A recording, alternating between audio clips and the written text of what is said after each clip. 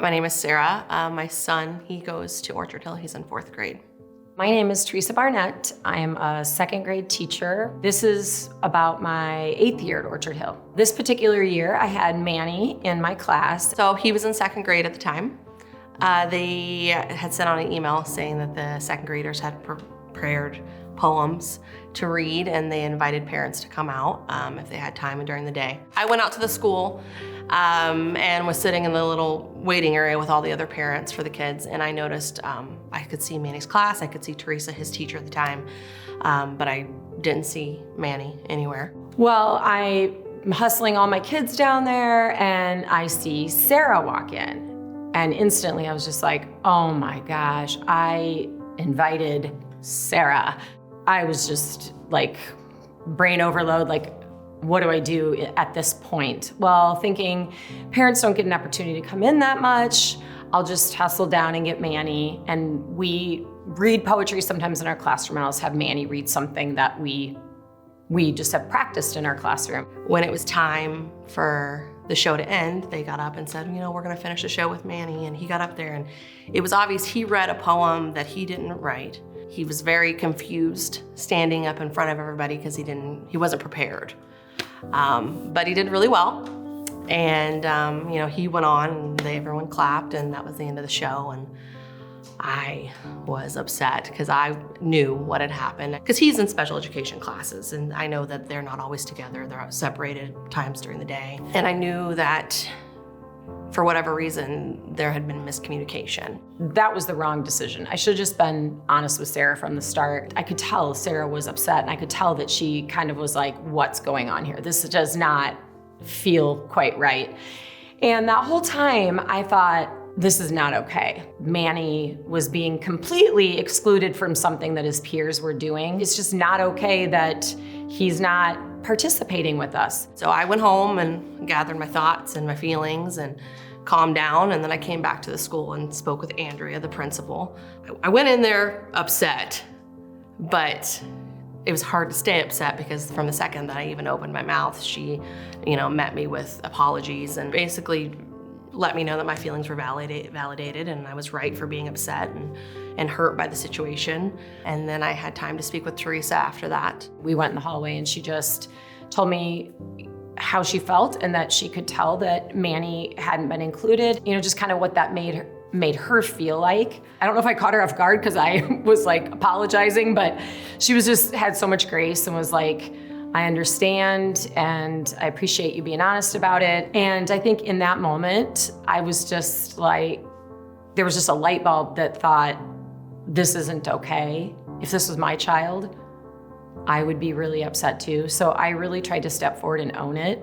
My name is Andrea Christopher. I'm the elementary principal at Orchard Hill. What I remember about that day was Teresa coming to my office, distraught, upset about what she had done and wanted to like process through how she could make it better. It was not who she wanted to be as an educator. She could see on Sarah's face how Sarah felt about the moment, and it was just something that kind of had slipped her mind. And so I just remember processing through how she could go about like restoring the relationship with Sarah and going forward for Manny. Going forward after that, not a lot changed at first, I can be honest. Like it felt like a really big problem to tackle. And so after that, I thought a lot about it. I thought a lot about Sarah and I thought a lot about Manny. And that's when I kind of started thinking in my own mind what kinds of things could change. My paradigm of just like, how do I approach special education students in my classroom was really changing, you know, and trying to think about like how all means all, like every kid in my classroom is my student and my responsibility. And then two, I think I had a paradigm shift in terms of like what one person is capable of doing. I just assumed that someone smarter than me, that knew more than me, set up the system and that it worked. I just never really questioned it, even though I'd always felt a little bit like, this kind of feels weird that these kids are coming and going all the time. I just never questioned it. And I think that really started to shift in my mind too, was I know the kids in my classroom, I know the kids that I've had past experiences with, and I should be able to speak up and be a voice for them if I see something that I don't agree with. It definitely opened up an easier conversation with me, the principal, his teachers at the time. I mean, it made it easier for us to communicate our concerns back and forth. I feel like having that happen, we were more comfortable. I was more comfortable speaking up. And then also Teresa has, over the years, we've kept in contact. And she has sent me several emails, letting me know that she still thinks about the mistake. And I mean, every time she sees Manny in the hallway, she's reminded. And that, it's like, it's unfortunate, but it's a learning moment. And it's touching to me, and it's important to me that she took it as seriously as she did. First of all, I think because my attitude has shifted so much, the attitude of the students that I have has shifted as well.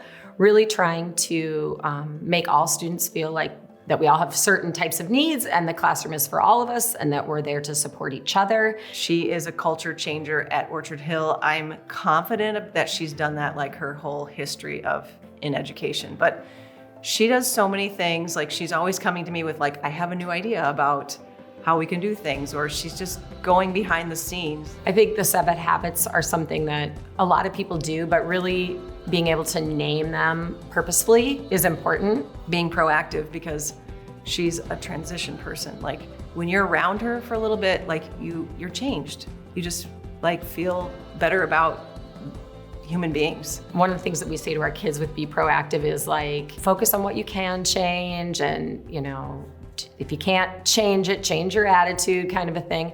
But I think the thing I learned around that is just that sometimes we can change more than we think we can. We have more control over certain things in our lives than sometimes we're willing to admit. So I think that was really a big thing for me. She's always putting first things first, thinking with the end in mind. She's thinking win-win. She synergizes. She's always trying to make it better for other people. So she really lives out the habits, the paradigms that we live by we believe all kids have genius, all kids can be leaders. That's who she is, that's what she does. For so many of these kids, especially in 2nd grade, just forging good friendships and learning to make good choices and feeling safe and feeling secure is the foundation for their learning. If they have all of those things, the learning is so much easier. And I kind of took away part of that from Manny's experience, because he didn't have the opportunity to have those solid friendships in the classroom, to express himself, to have people get to know him, to feel safe. And so I think just thinking about what is my end in mind for my students and what are the most important things I can do to get them there. And a lot of times that's beyond the learning. It's about who they are as people. How it moved her, how it changed her, is how every mistake that in life that anyone makes should change a person. And, Teresa's a very special lady. She's a wonderful teacher, and she reacted the exact way any person should. I would give the advice to fellow teachers. When dealing with parents, it's the best thing to do is just to be honest and to make sure that they understand that you are on the same page as them. We all want what's best for your child, and sometimes I'm gonna make mistakes, just like sometimes you're gonna make mistakes. But if we work together, we'll come up with the best solutions and the best results, the best product for your child. And then 2, it's super important to collaborate with the people you work with, to know what's going on with other teachers, especially when it concerns your students. When I look back at that whole episode, I think probably Manny doesn't even really know how much we all learned from it.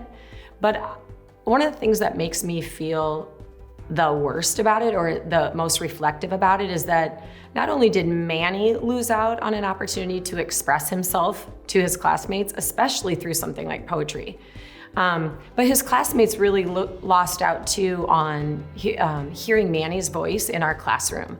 Because he was gone for so much of the morning, they knew Manny, but they didn't know who Manny really was. And that is a lost opportunity for them to know him and grow friendships with him. And I think that's the part that makes me feel badly, because Manny's a really cool kid, and we could have all used more Manny in the morning time. I hope that he has confidence. He's a pretty shy kid, and he's afraid to make mistakes, so he just doesn't make them.